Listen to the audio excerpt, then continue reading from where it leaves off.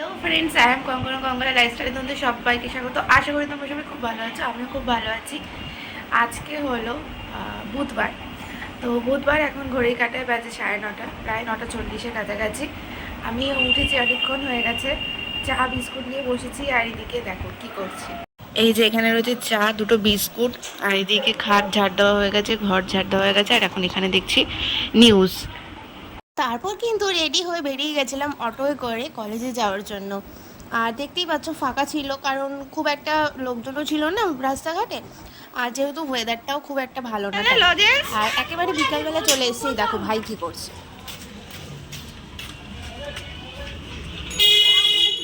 খোলেনি, ভোজ ভোজ করে ঘুমাচ্ছে। বল, তুই এক্ষুনি ডাকলি না? ঠাম্মি ঘুমাচ্ছে না, পিট পিট করে দেখছে। হ্যাঁ, তুই বললি বলে আবার হাসলো। হ্যাঁ খুলেছে রে, হ্যাঁ খুলেছে।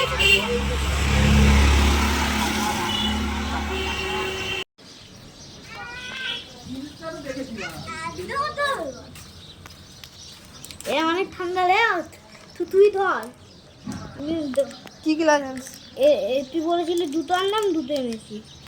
আর এই গাছটাতে এত পাখির আওয়াজ দেখ। হ্যাঁ, দুপুর হলেই চুপ চুপ দাঁড়া, পুরো শোনা যাচ্ছে। নে চ। হ্যাঁ, লক কর। হ্যাঁ, সাইডে রাখ, চ।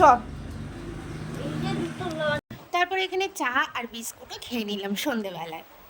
এ মা, ঠিক করে এখন ওই ওই গেঞ্জিটা বের কর।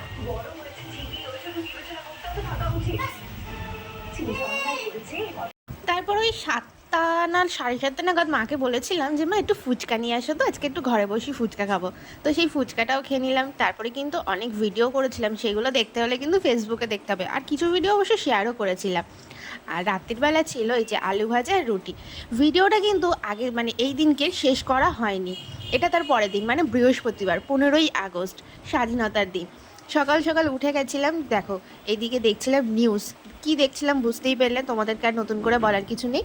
ঘড়ির কাঁটা এখন 1:45 বাজে, আমিও এখানে চা আর বিস্কুটটা খেয়ে নিলাম। আর ইন্ট্রোটা তো নেওয়াই হয়নি, দাঁড়াও।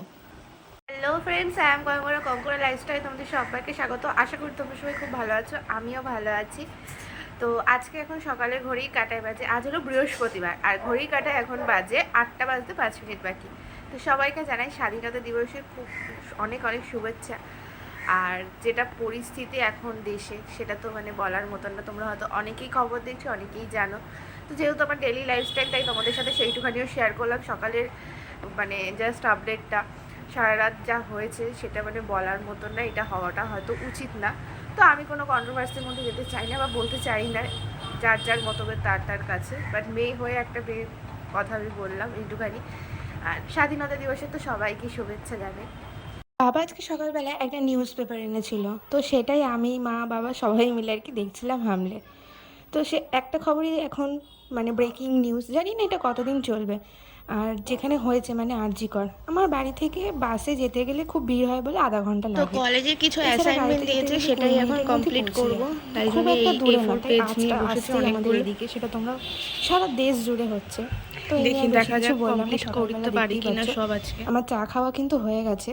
আর এদিকে ছিল শাক, মানে আমাদের পেছনেই একদম রান্নাঘরে পেছনেই এই শাকটা হয়, এমনি কোনো সার ছাড়াই। তো সেটাই মা ভিজিয়ে রেখে দিয়েছিল জলে, আর তার সাথে ছিল বেগুন কাটা, লোটে মাছ দিয়ে হবে, আর শিলনোড়ায় মশলা বাটা। আমাদের বাড়িতে এখনও পর্যন্ত শিলনোড়ায় মশলা বাটা হয়, যেটা খেতে আমার বাবার সবারই খুব ভালো লাগে। তো এই যে এখানে লোটে মাছ ভাজাও হচ্ছে, এদিকে মাছের মাথা ছিল, আর কিছুটা মাছ ছিল আরও, যেটা আর একটু পরে মা হয়তো ভাজবে, ভেজে আর কি রান্না করবে।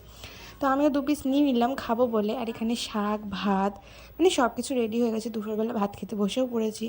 ওই যে লোটে মাছ আর এই যে ভাত দেখতে পাচ্ছ তো, এতটা নিয়েছি, এতটা কিন্তু খাবো না, আবার পরে আমি তুলে মাকে দিয়েই দেবো। আর এই যে মাছের মাথা।